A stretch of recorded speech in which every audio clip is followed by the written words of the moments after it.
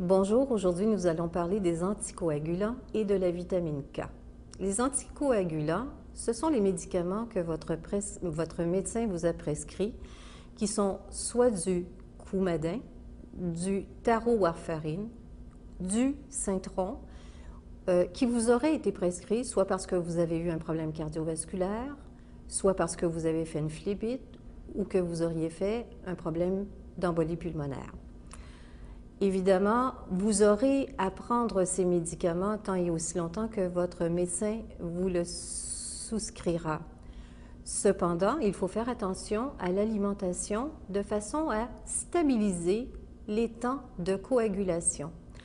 On sait très bien que ces médicaments-là sont là pour empêcher la formation de caillots. Or, la vitamine K, de façon tout à fait naturelle dans votre alimentation, a exactement les mêmes fonctions.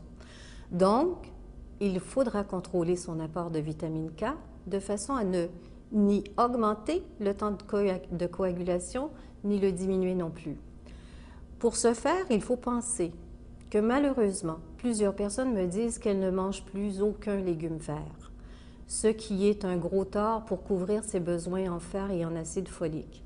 Ce qui est le plus important quand on prend du Coumadin ou son équivalent, c'est de stabiliser l'apport de légumes verts. Je vous dirais que, par exemple, certains légumes sont peut-être un petit peu plus élevés en vitamine K et il faut peut-être y apporter une attention un petit peu supplémentaire. Ce sont les légumes verts, mais très vert foncé. On parle des asperges, on parle des feuilles de bétacarde, on parle du brocoli, on parle évidemment d'épinards crus et je vous parlerai même de persil parce qu'avec l'avènement, par exemple, du taboulé, on mange des salades de persil, ce qui fait qu'on augmente notre quantité de façon significative de légumes verts. Il faudrait s'en tenir autant que possible à des portions de 1/2 à 1 tasse, et ce, par jour. Cependant, si vous consommez de ces légumes, continuez d'en manger. Mais si vous en mangez une journée, gardez les mêmes quantités aussi d'une semaine à l'autre. Le fait de stabiliser votre apport contribuera à stabiliser avec vos médicaments votre temps de coagulation tout simplement. Si vous avez des légumes verts, je pense par exemple aux concombres, et on peut en retirer la pelure, bien évidemment, vous n'aurez pas à quantifier et vous pourrez manger autant de concombres que vous le désirez. La laitue ne doit pas être omise non plus. Les fibres alimentaires, le fer, l'acide folique et les vitamines qui sont nécessaires à une excellente santé nutritionnelle sont à l'intérieur aussi de ces aliments. Donc, gardez une consommation stable des légumes verts.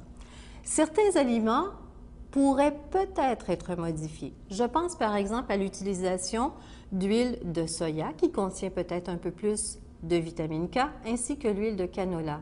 Simplifiez-vous la vie et ne prenez que de l'huile d'olive tout simplement. Certaines études ont rapporté qu'une consommation excessive, et quand je parle de consommation excessive, je parle de gens qui consomment plus de 2 litres de thé vert ou plus de 4 litres de jus de canneberge pourrait avoir une incidence significative sur les temps de coagulation. Alors, s'il vous plaît, prenez de l'eau tout simplement et diminuez votre consommation de thé vert et de jus de canneberge pendant la période où vous consommez du Coumadin. Merci, au revoir.